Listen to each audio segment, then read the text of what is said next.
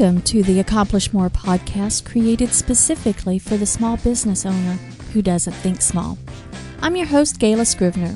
This show is where you'll learn practical ideas, hints, tips, and tricks to help you grow your small business where you can leverage your time and to accomplish more. Hi there and welcome. I'm so glad you joined me today. One of the things that I tend to tell my clients as I'm working with them is to chunk it down.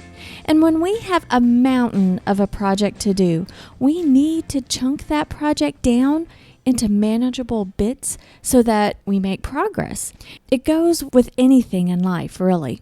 The old saying goes, Rome wasn't built in a day.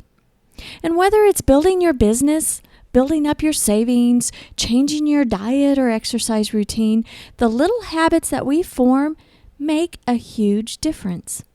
Now, the other day, I bumped into a friend of mine, Theresa Volesky. Theresa is a professional organizer, and she is amazing at chunking things down. She works with her clients with their piles of things cluttering up their living or workspaces. While those piles overwhelm her clients as they don't know where to start, to Theresa, she sees the piles and immediately knows how to conquer the project. She chunks it down. I saw Theresa the other day, and we hadn't seen each other for quite some time, so we fell into a lengthy conversation as we were catching up. I love Theresa's story, and I wanted to bring her on the show today so that you can meet her. Now, Theresa doesn't have an online business, that is, yet. Her business is one-on-one client work. She started her business during transitions in her life, and I think you'll enjoy the episode as Theresa shares her journey. So let's hop over to the interview, shall we?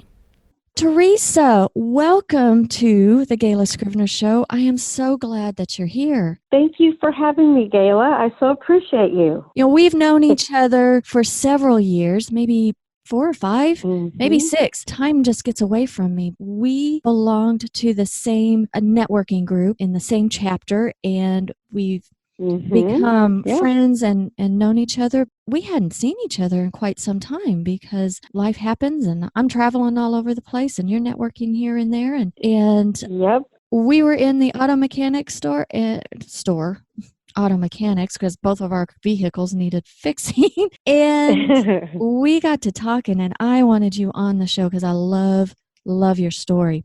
And before we go too far, I would love for you to share with our listeners a little bit about yourself.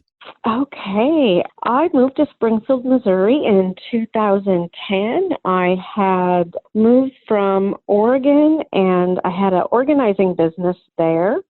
And when I moved here, I didn't know that many people. And so I got a 9-to-5 job and found myself very unhappy. And I just was super unhappy, like really unhappy. And I was talking to God one day and said, I know you didn't want me to be miserable going through all of that and now starting a new life here. And so what do you want me to do? And God said, do what you're meant to do, and that's to be an organizer. So to make a long story short, I took a leap of faith, and I joined a networking group and started organizing here. And there's a huge need, and everything fell in place. So I eventually quit my 9-to-5 job, and now I'm an organizer full-time. I still fly back to Oregon probably about once every 3 to 4 months. I still have clients back there, so I help them get back on track. And I also have 3 boys that live in Oregon and some dear, dear friends. So when I go back, I get to have some fun and do some work. That is awesome. So going back when you were in Oregon and you had an organizing business, what got you very, very first started? Well, I had been a stay-at-home mom, and my youngest started school, and we moved and we built a new house, and I found myself kind of in a place of what do I do with my life now? And I had a friend who was a professional organizer, and she said, follow me around for a week and see if it's something you want to do. And so I did, and I fell in love with it. And with knowing the people at the school, my church family, and just the whole community, just by having a few clients, it kind of took off like wildfire because there's such a huge need out there for people wanting the support and the knowledge of becoming organized. You're a stay-at-home mom, Yep. wanting more, and Yep. you went out after it. And then from what I know about you, you had another pivot in your life moving. You had a divorce and you moved to Missouri. Yes. And so that's a Yes. big deal. And so I can see Yeah. how you feel like, well, I've got to earn a living for myself. So you take the traditional 9 to 5. You worked in a pharmacy, Mm-hmm. didn't you? Yes, I did work in a pharmacy. And it just did not fit. But No. at the time, you needed to go through that journey because, goodness, going through such an ordeal, a life change, becoming single, that is a Mm-hmm. huge deal. And what I know from you is I'm just super proud that you also made the transition because you learned, hey, this 9 to 5 thing is not for me, and you are strong enough, Yes. resilient enough to, hey, I did this in Oregon. Why not do this in Missouri? That is, Correct. and it's a matter of finding people. And when you're in Oregon, I bet you knew people because you were there for so long. It was a little bit scary Yes. to, hey, I don't know anybody in Missouri. So tell us a little bit about, you found this networking group. What did that do for you? And how Yes. did you? The networking group, it helped me to build relationships and to help people. What I did is we would meet my networking group would meet Thursdays for lunch, and so I would take Thursdays off of my day job. Then I was meeting people, so I started to set up just like a coffee appointment before and after that meeting. By doing that, then people realized that they needed my services, and I needed some of their services.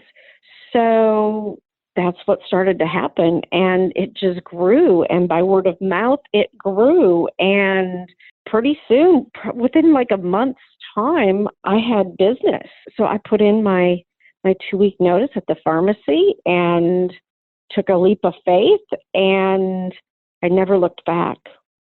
And it has been such a blessing. I'm doing what I love to do.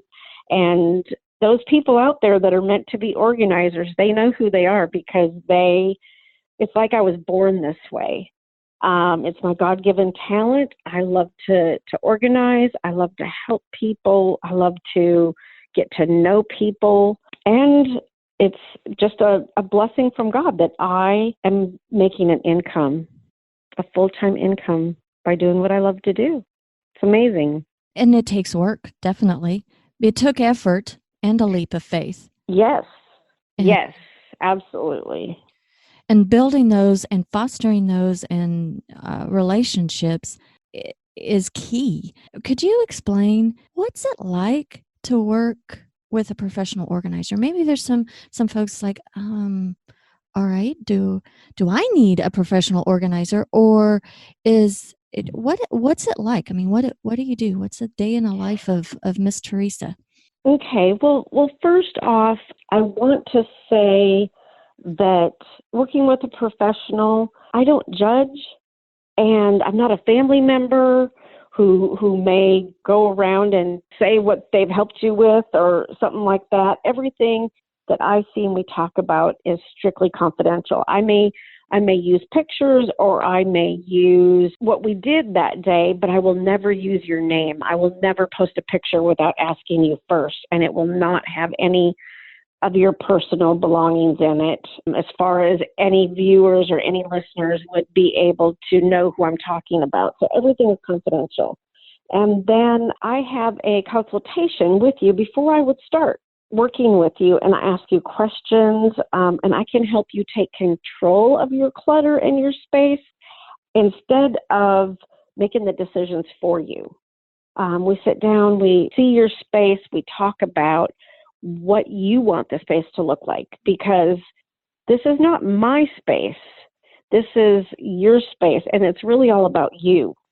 I'm just a tool to help you declutter and organize and get it to where you want it to be, and then also to set up a maintenance plan with you so that it can stay that way. You and I have talked a lot about the need. I mean, there's a lot of stuff going on in our head.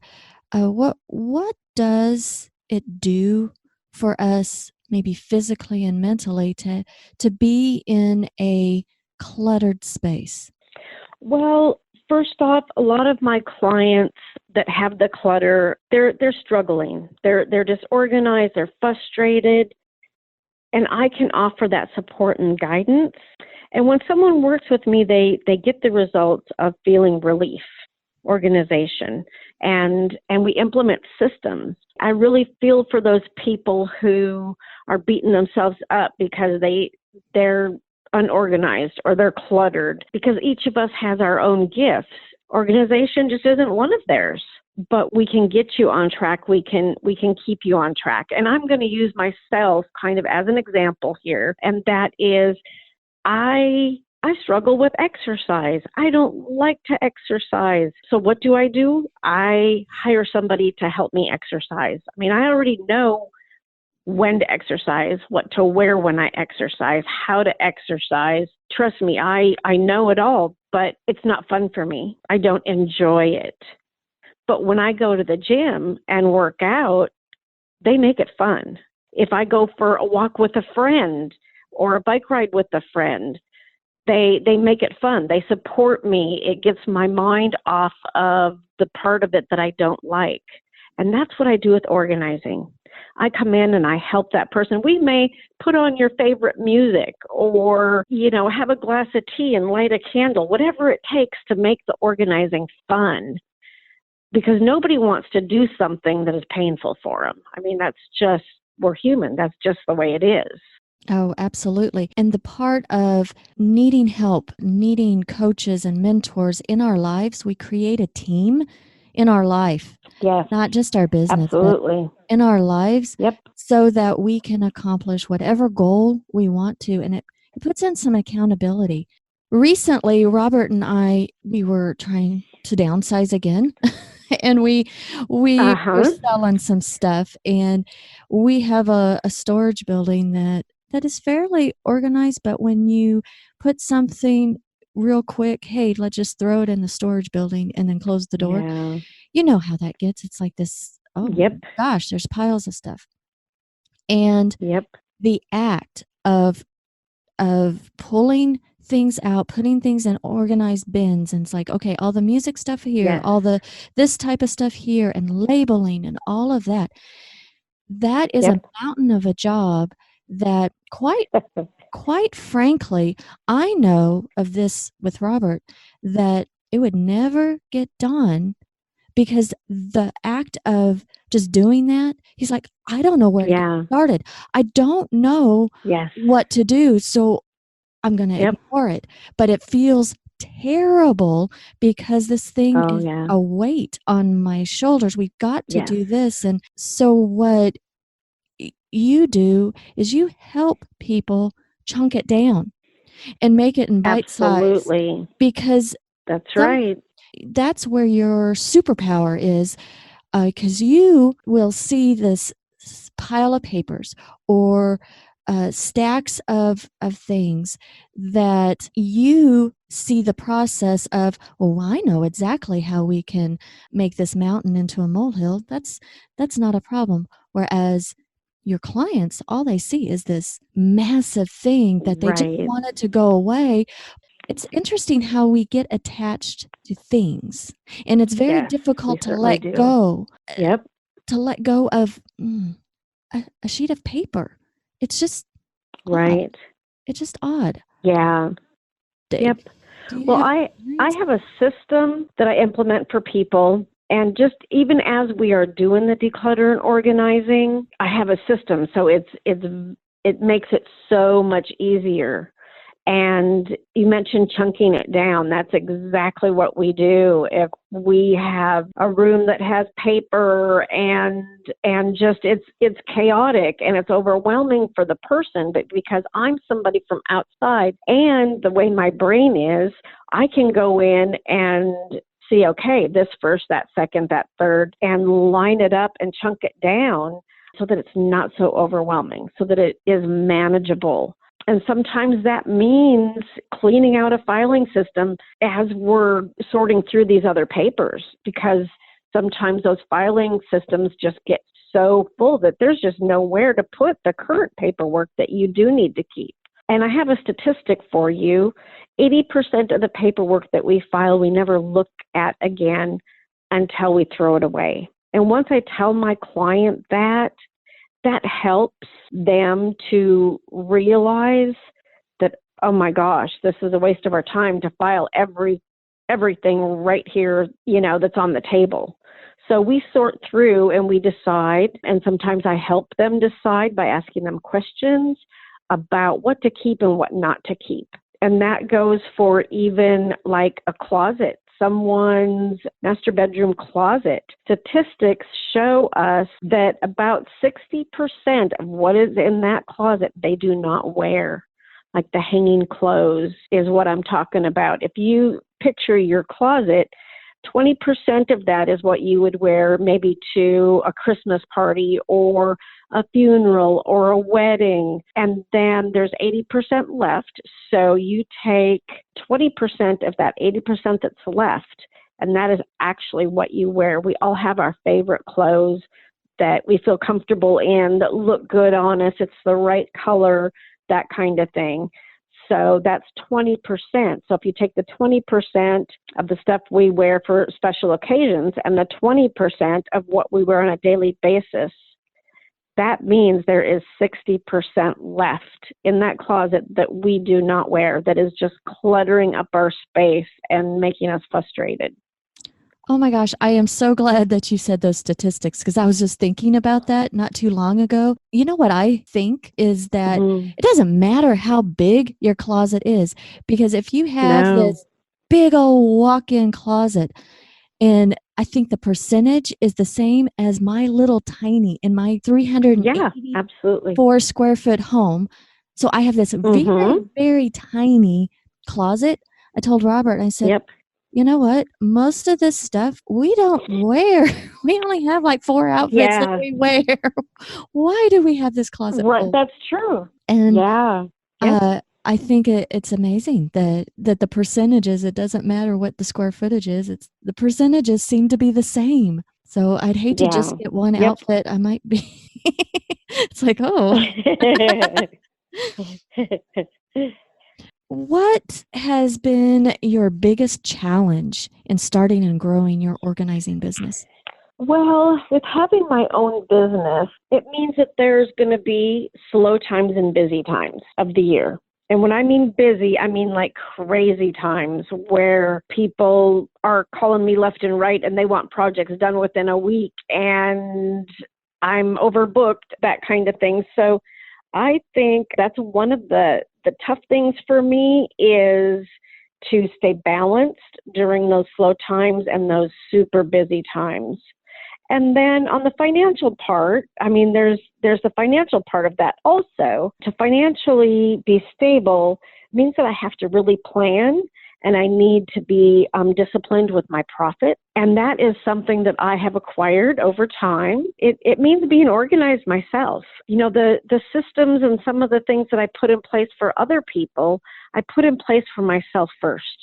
Because if I cannot manage my own stuff, my own life, my own finances, how can I expect anybody else to be organized in those areas that I help them with? Absolutely.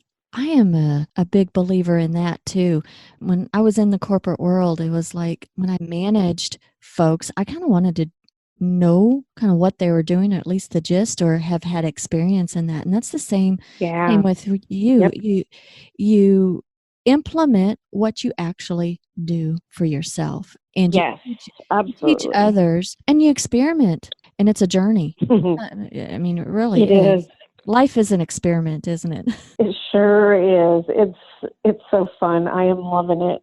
Being a solopreneur, it is a challenge, and I think that's one thing that folks considering leaving their 9 to 5. It's Mhm. that risk of, my gosh, I don't know when and where the income is going to come in, because I'm getting a paycheck every 2 weeks now, or every week, or however that is, and it just comes Right. as I go into work. I clock in, I clock out, and then like clockwork, I have my income. Being an entrepreneur is Right. not like that. There are risks, but Sure. with those risks, what is your biggest reward? And do you ever dream of going back to the 9 to 5? Oh, no, never, never, ever. The biggest rewards, one, that I get to plan my own vacation. That was a huge one for me. When I was working the 9 to 5 and I moved here, I have 3 boys and they're in Oregon, which I mentioned before. And they were at the age where they were having jobs and girlfriends and that kind of thing. And they didn't want to fly out here anymore to visit me because everything was back there. They didn't want to leave their girlfriend. They had a job. So what I wanted to do then is to spend more time with them. I needed to take my vacations back there. And by having a 9 to 5, that was not going to happen. Not as frequently as I wanted anyways. So for me to be able to go on, like last year, I went on 3 vacations. I would have never been able to do that if I had a 9 to 5. You would have had to ask permission. That's irritating. Absolutely. Yes. Yes. Yes. And even the day-to-day stuff, if I need to, oh, have a doctor's appointment or whatever it may be that I want to do, I can make my schedule around that instead of the opposite. It just gives me so much more freedom, and that is really so fantastic that I can do that I even have that option.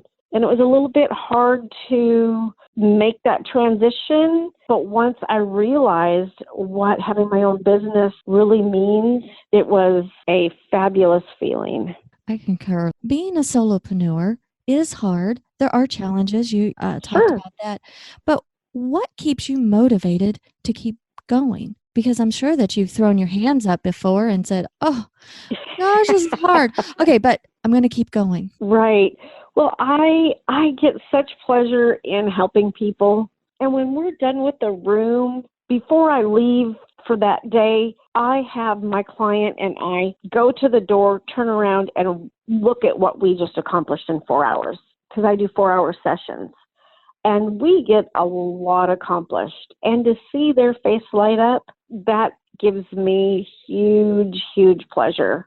Last week, I worked with a young girl, about 20 years old, and she is going through some changes in her life. And she had tried to go out on and be on her own, and she ended up moving back in with mom and dad, and she was just overwhelmed with stuff that from her move and what's going on currently with her life, and did not have the skills or the know-how to implement some systems to make her life easier. And so I worked with her and we started on that project. And in 4 hours, we really did a lot. And at the end of the session, and I was getting ready to leave and we set up the next session, and she got up and she came over to me and she gave me this huge hug. I was totally not expecting it. And it was like, oh my gosh, this is fabulous. I just helped someone. She is in a much better spot now, and she had enthusiasm to stay on top of it. And I gave her also some, I don't want to call it homework, I want to call it a project for her to do by the time I come the next week, so that the ball keeps going and she keeps thinking about this. I got goosebumps. That was just so cool. Good. Yes. Yeah. I'm smiling over here and have goosebumps that it Yep. is so neat to be able to be involved in someone's transformation and having them feel good and grow. Yep. And no matter what it is. Another thing that keeps me motivated is I'm always looking for the newest organizing ways or tools. Or recently, actually, I came across something called, I printed it out, cluttersanonymous.org. And since I'm really not a computer person, I don't really get on there and look up that much organizing stuff because I'm more of a reader and I read books and magazines and things like that. But I had no idea that there is a cluttersanonymous.org out there. So what I'm trying to say is the newest thing, the newest tools to help someone, that is what also keeps me motivated. That is something that you and I had talked about, is that what's next for you in your business? You do a lot of one-on-one. That is your core business. What's next? Yes. Because there's such a huge need out there, I would love to help someone else start their own business and teach this. With our society being so product and material oriented, I could see the organizing business being the next business, like was it Mary Maids that come and clean your house? I could see like teams of organizers going out and helping people organize. Because again, our society is so material oriented. We give stuff for birthdays, for Christmas, for Easter, and then we are consumer oriented, but no one has set up systems for people to donate, even to get rid of their stuff. As the stuff is coming in, it's got to go out, or you end up unorganized and very cluttered and very, very frustrated. So I would love to teach people what I do so that we could just help more people. I think that's fantastic. And I see, I'm just going to throw this out. But from my perspective, you have such a fantastic message. You have such a fantastic gift. I know this of you, and we've talked about it, and I hope you don't mind me mentioning, but you're just not comfortable with tech stuff, I'm not. But I am so not. But you know what? Like, you had discovered what was it, Clutters Anonymous or something like that? Clutters Anonymous, yeah. Yep. And so there's all these online resources out there sharing the message and helping people. Yep. And Yep.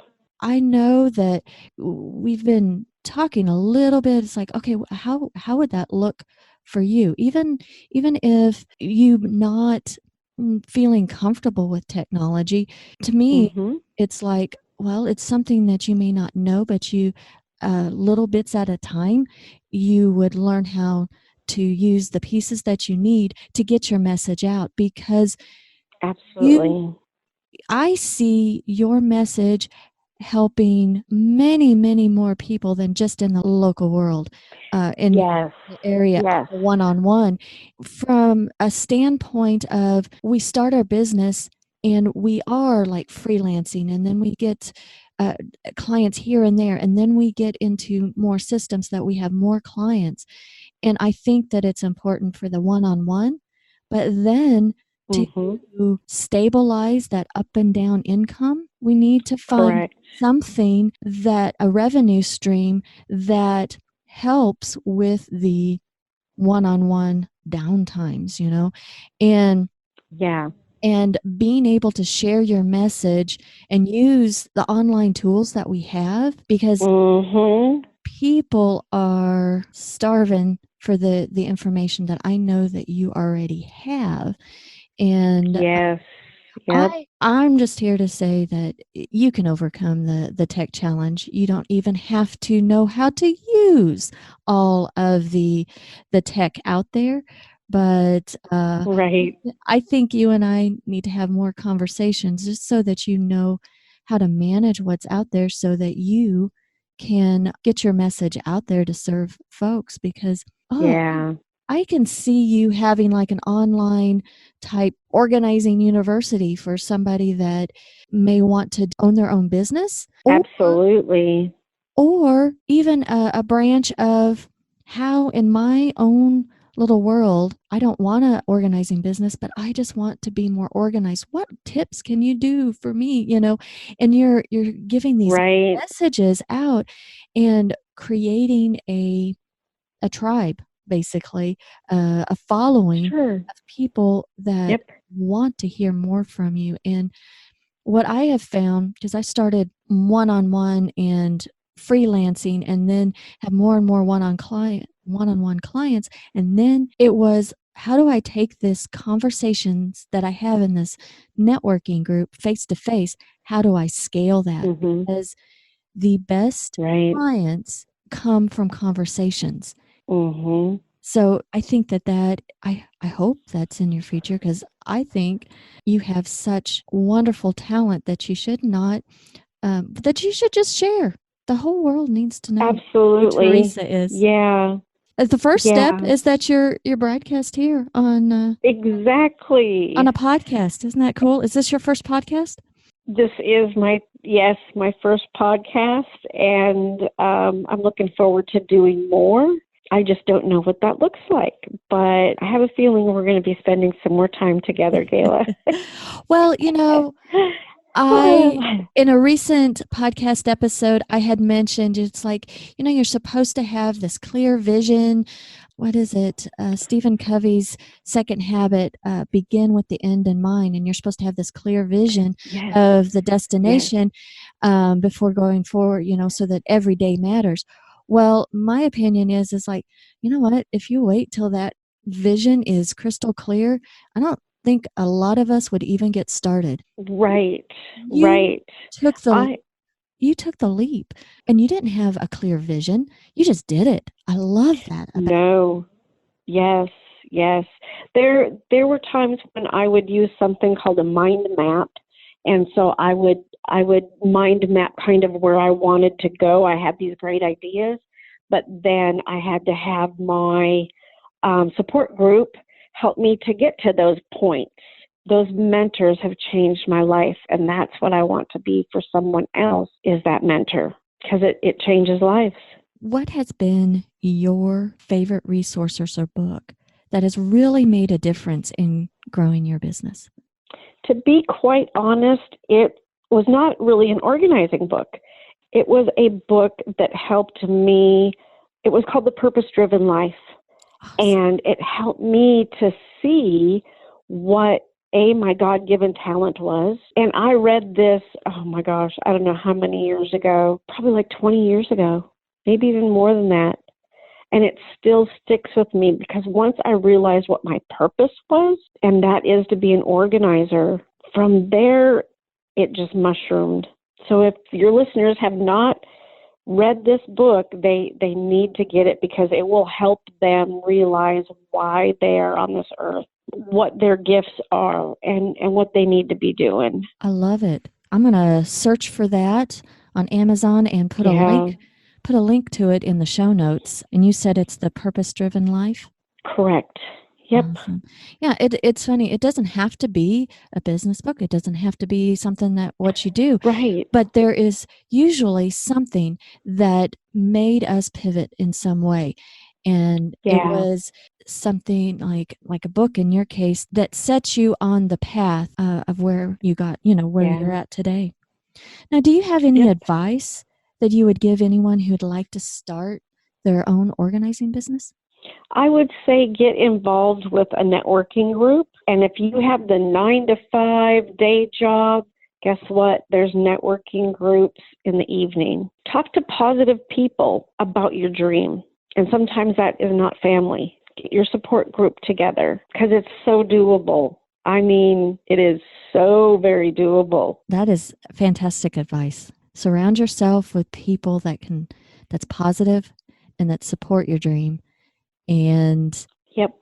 you know, get involved with groups of people that need your services, basically, and learn from Yeah. them.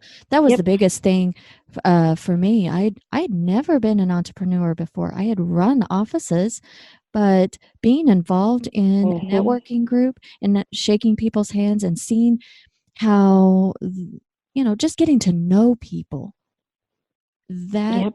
It's all about relationships. It stems on relationships, whether it's face-to-face or online. It's Yeah.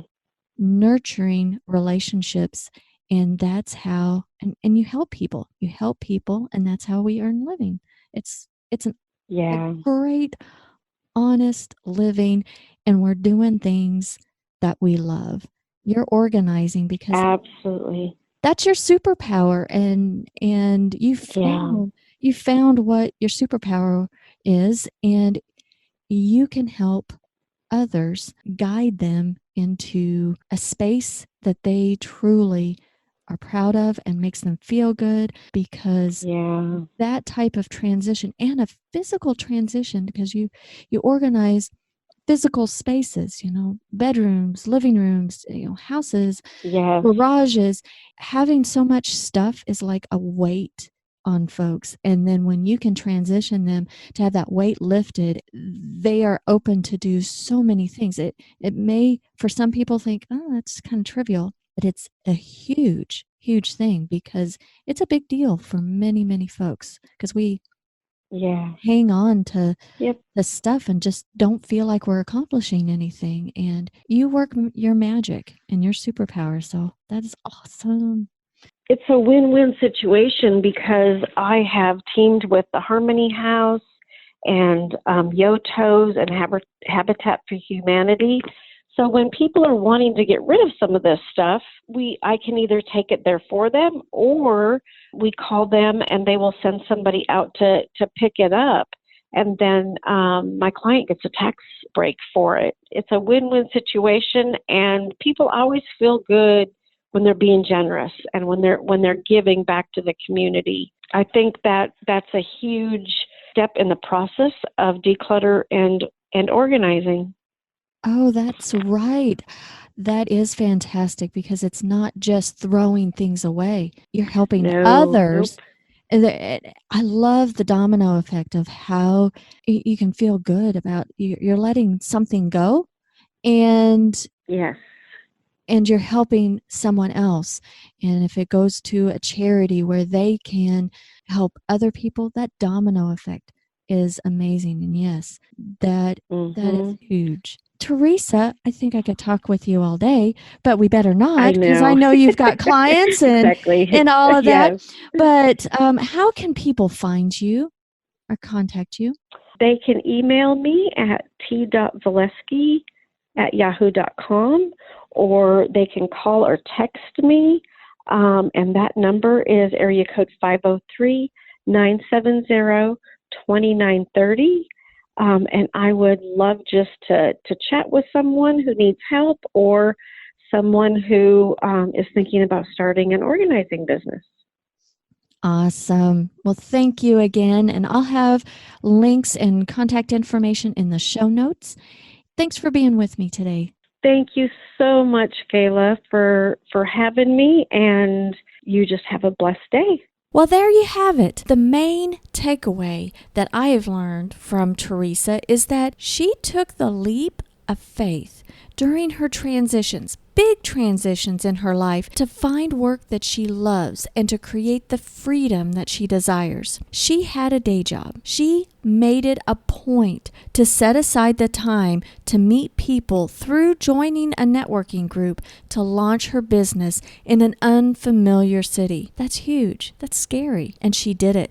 She made it work, and she left her 9-to-5 forever. Now, she's looking to conquer her fear of tech to propel her forward in scaling her business. She and I are looking to really dissect the online resources that would best fit her and her goals.